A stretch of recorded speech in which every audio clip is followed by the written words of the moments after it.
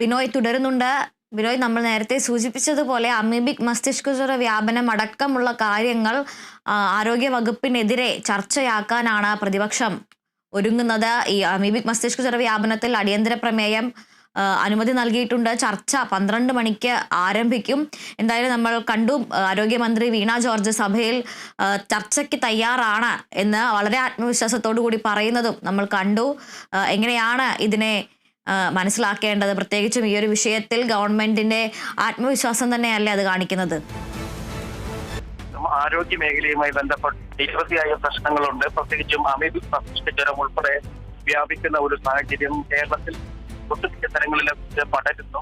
ഇത് കണക്കിലെടുത്തുകൊണ്ട് എത്രയും വേഗം പരിഹരിക്കുന്നതിനാവശ്യമായ നടപടി സ്വീകരിക്കണം. മാത്രവുമല്ല, സർക്കാരിന്റെ ഭാഗത്ത് നിന്ന് വലിയ തരത്തിൽ വീഴ്ച ഉണ്ടായി കാണിച്ചുകൊണ്ടാണ് ഈ മുസ്ലിം MLA ഷംസുദ്ദീൻ ഇതിന് അടിയന്തര പ്രമേയത്തിന് നോട്ടീസ് നൽകിയത്. മൊത്തം 4 MLA ചേർന്നാണ് നോട്ടീസ് നൽകിയിട്ടുള്ളത്.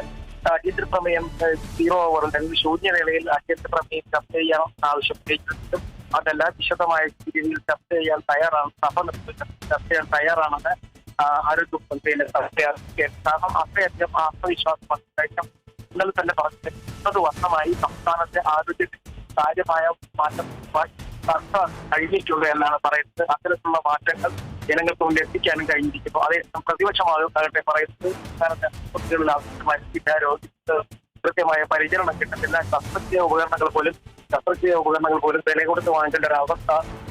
ഡോക്ടർ ഹാരിസിന്റെ പ്രശ്നങ്ങൾ ഇതെല്ലാം ചൂണ്ടിക്കാണിച്ചുകൊണ്ട് വലിയ തരത്തിലുള്ള ആരോപണമാണ് തന്നെ ഉന്നയിച്ചത്. അതിന്റെ ബാക്കിയായിട്ടാണ് അടിയന്തര പ്രമേയം കൊണ്ടുവരാൻ അടിയന്തര പ്രമേയം ചർച്ച ചെയ്യാനുള്ള അനുമതി ലഭിച്ചതിനെ തുടർന്ന് ഭരണപക്ഷ ബെഞ്ചിൽ നിന്നും ചിരിയും അതുപോലെ ഡെസ്റ്റിലടിച്ച് ബഹവും കേട്ടതിനെ പരിഹസിക്കേണ്ട കാര്യമില്ല എന്നായിരുന്നു മറുപടി.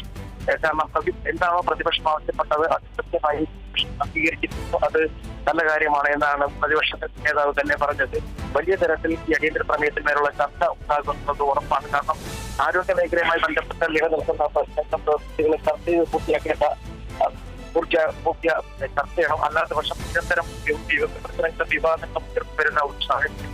അതുകൊണ്ട് തന്നെയാണ് സർക്കാർ അത്തരത്തിൽ തയ്യാറെടുത്തത്. കാരണം ആക്ഷേപങ്ങൾ ഉന്നയിച്ചാലും അതിനെ നേരിടുവാൻ തയ്യാറാണ് എന്നുള്ളതിന്റെ ധൈര്യം കൂടി ആരോഗ്യ മന്ത്രി കാണിക്കുന്നത് നമുക്ക് പറയാൻ കഴിയും. ശരി ബിനോയ്, എന്തായാലും ഇന്നും സഭ നിർത്തിവെച്ചുകൊണ്ട് തന്നെ ഈ ഒരു വിഷയം 2 മണിക്കൂർ ചർച്ച ചെയ്യും എന്നുള്ളതാണ്. ഇന്നലെയും സമാനമായ രീതിയിൽ സഭ നിർത്തിവെച്ച ഒരു വിഷയം ചർച്ച ചെയ്തിരുന്നു. 12 മണി മുതൽ 2 മണി വരെയുള്ള 2 മണിക്കൂറാണ് അമീബിക് മസ്തിഷ്കജ്വര വ്യാപനം അടക്കമുള്ള ആരോഗ്യ വകുപ്പിലെ പ്രതിസന്ധികൾ ചൂണ്ടിക്കാണിച്ചുകൊണ്ടുള്ള ചർച്ചയ്ക്ക് സമയം അനുവദിച്ചിരിക്കുന്നത്. വിശദാംശങ്ങൾ നൽകിയത് ഡി ബിനോയാണ്.